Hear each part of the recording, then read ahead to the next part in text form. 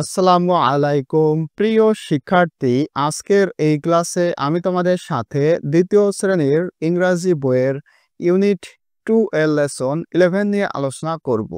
Lesson 11 এর title হলো numbers 11 আচ্ছা 21 টু 25।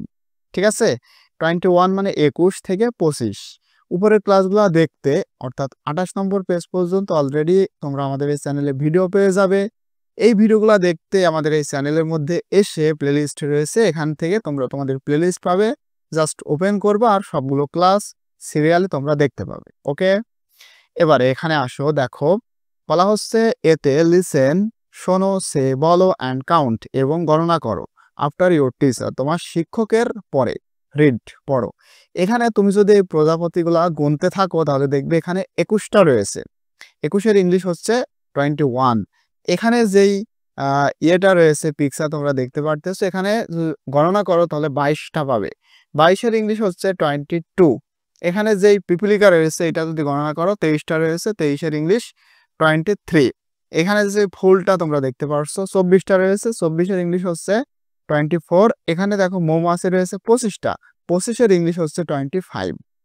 পিতে বলা হচ্ছে রিড অ্যান্ড রাইট, মানে কি পড়ো এবং লেখো। এই যে 21, 22, 23, 24, 25 এইগুলা লিখতে হবে বানান করে। 21 বানানটা হচ্ছে এমন, 22, 23, 24, 25 আমি লিখে দিয়েছি, তোমরা এগুলো মুখস্থ করে নিবে।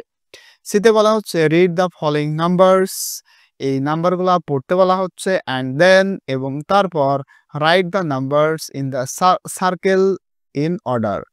তো এই যে সার্কেল, এই সার্কেলের মধ্যে কি করতে হবে, এই সংখ্যাগুলো লিখতে হবে। ঠিক আছে, তো তোমরা কিভাবে লিখবা, এখানে দেখো ওলট পালট ভাবে কিন্তু রয়েছে। প্রথমে রয়েছে 23 মানে 23, এরপর রয়েছে 21, হ্যাঁ, এরপরে রয়েছে 25, তারপর রয়েছে 22, তারপর 24।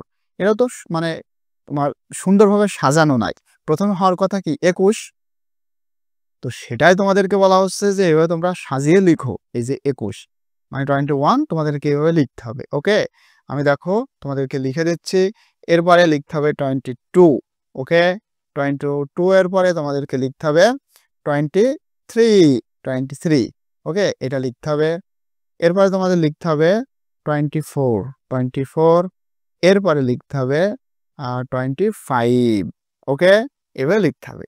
আশা করি তোমরা এটা বুঝতে পেরেছো। পরবর্তী ক্লাসে ইনশাল্লাহ লেসন 12 নিয়ে আলোচনা করব। টিল দেন আল্লাহ হাফেজ।